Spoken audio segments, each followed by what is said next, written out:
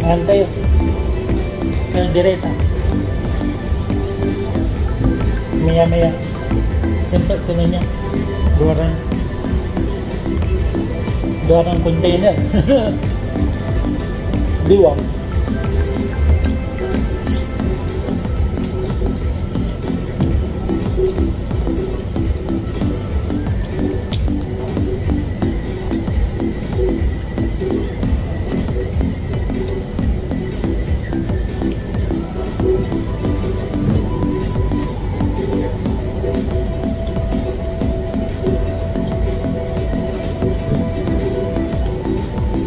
Hintay pa ako ng almost 25 minutes para 10 o'clock.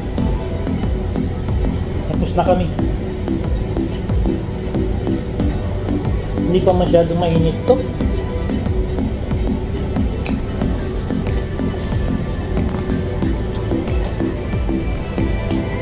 Kaldereta na chopstick.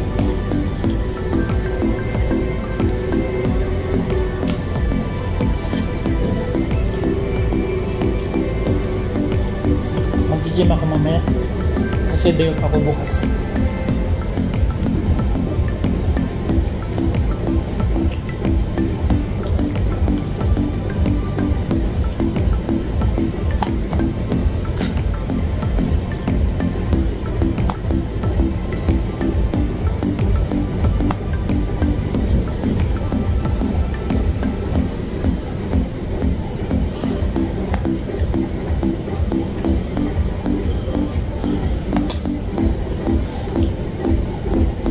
Ito yung mga pinagtabasan ng karne, ng mga litid-litid.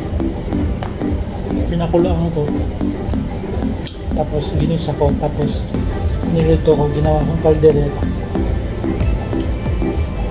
Diwang. Sabi ni head chef, makagawa nga ng ganyan. Haligyan ko yun. Kawaon. Babantak ko laba yan, diretsyon basuraan.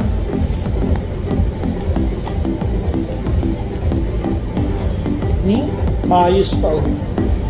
Karni yan, karni yan. Karni.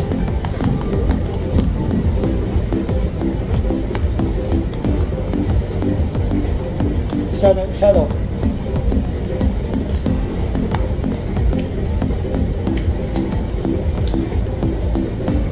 Yan, hindi masyadong mainit yung kanin ko. Kulang sa microwave, 30 seconds lang.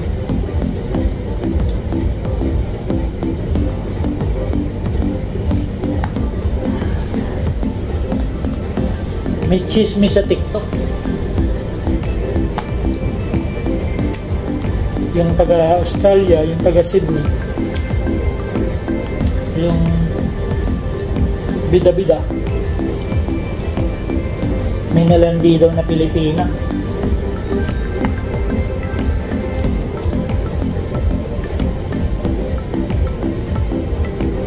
Nilandi.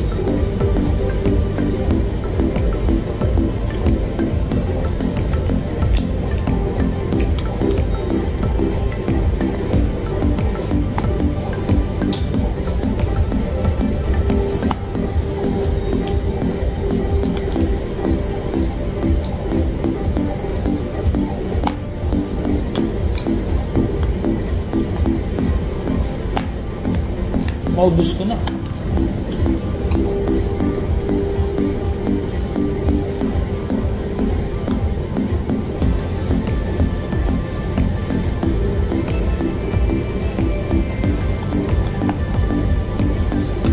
Lumalabag.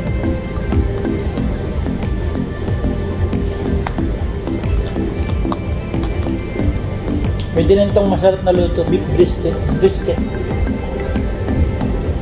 Kulang sa pakulo. Ilang oras kong pinakuloan? 3:30. Isang oras. Lumambot din. Isang oras, tapos niluto ko 30 minutes. Kaldereta. Di wow? Saan ka nakakita kaldereta 30 minutes lang? Short order.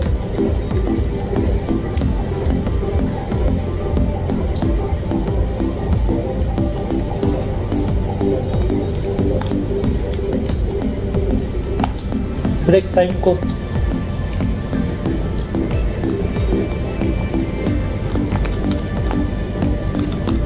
$4:30.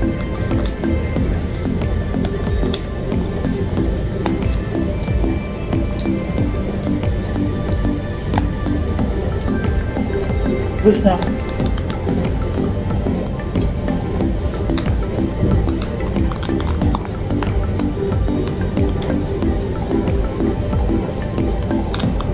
Parang tinatamad na ako mag-gym.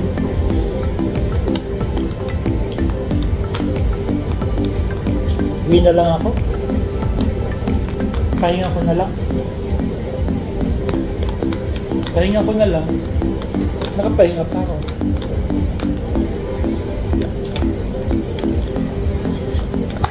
Bukas may inspection na naman ng bahay. Bullshit.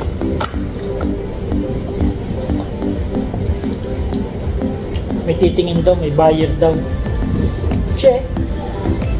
Hindi na tapos-tapos. Buyer inspection, may titingin, may buyer. Ganun talaga pag nangungupahan ka. Pero pag sarili mo ng bahay, wala nang ganyan, wala nang mga inspection. Siyempre, bahay mo na yun, di ba? Yung sana awa ng Diyos, makabili na tayo ng bahay.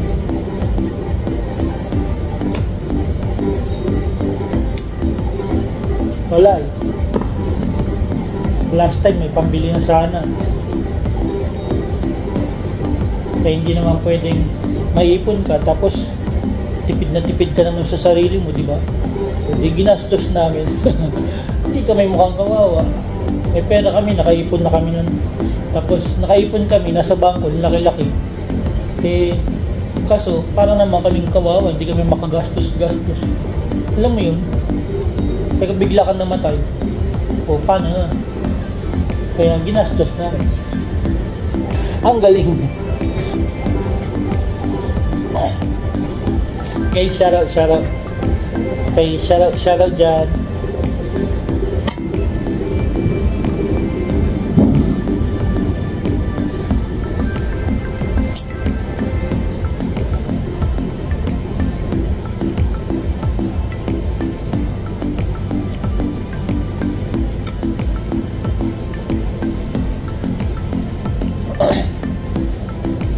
Kung binabalak niyang yung mag-international student kayo sa Australia, pinaka-the best na kursong kunin nyo.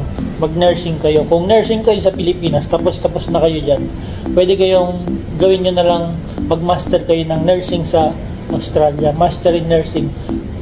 Ngayon, pag na-master nyo na yon, kasi bago kayo maging nursing din dito, kukuha pa kayo ng ilang subject ng yung kunyari, yung curriculum ng dito sa Australia, ganun. Kasi hindi parehas ang curriculum ng Pilipinas sa Australia, kaya meron kayong konting iti-take up. Siguro mga mangilang nyo ng 3 to 4 subject. Ngayon, tapos para maka-co-op kayo dun sa curriculum ng nursing dito sa Australia. Ngayon, pag na-meet nyo na yun, RN na kayo. Di wow. Dun 100% pa kayong pwedeng ma-residence, sponsoran kayo kasi lahat ng nursing dito kailangan nila kukunin kayo ng ospital. Sure ball yan, 100%. Kaya kung mag-international student kayo, advice ko mag-nursing kayo. Nursing or caregiver, yan, lahat ng medical course, applyan nyo, patok yan, pasok sa banga. Hindi kayo mahirapan. Pero kung mga cooking, chef, tourism, ganyan, 50-50 pa yan. Kasi marami kayong kalaban. Lahat ng mga halos nandito, mga Australian, ganun ang kinukuha nila. Cookery. Yung iba, carpentry. Tubero, plumber, electrician, carpentry, bricklayer, ganun. Yun. Malaki bigay nun. Pero nursing talaga pag galing kayo ibang bansa, punta kayo Pilipinas. Kunin nyo yun.